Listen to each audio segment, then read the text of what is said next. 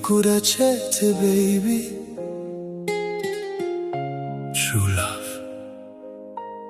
Ndinokuda chete baby.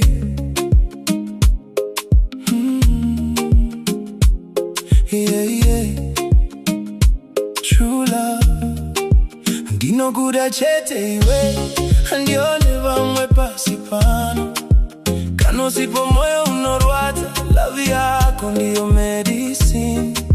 Ndinokuda chete baby, kupfura zvinhu zvese. Kana ndarara ndinokurota, mifungo yangu yose ndiwe. Pandakatanga kukuona, hana yangu yakabva yarova.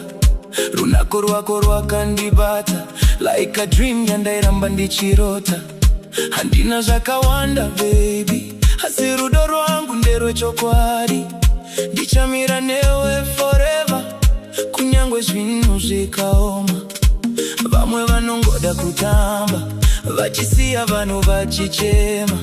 Asi ini ndinoda zvefuture, yakazara nerudo chete.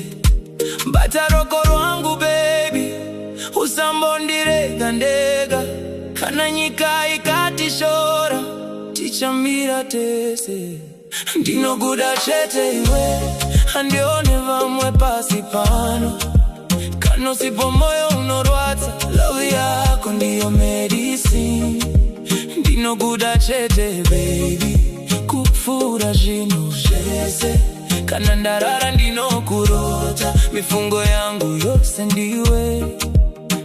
Kana wanditumira message, moyo wangu unoba wafara.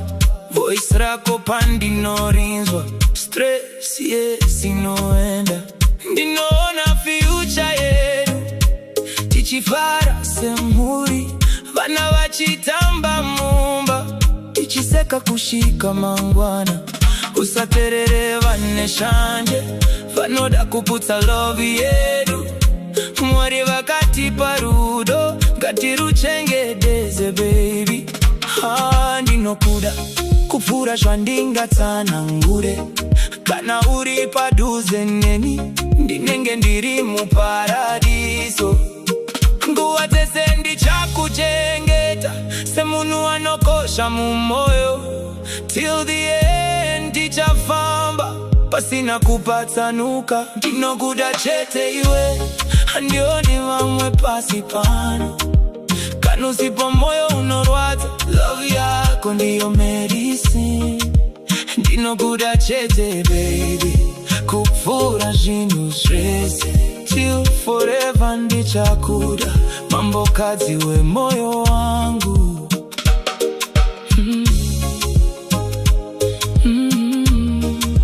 Ndinokuda chete.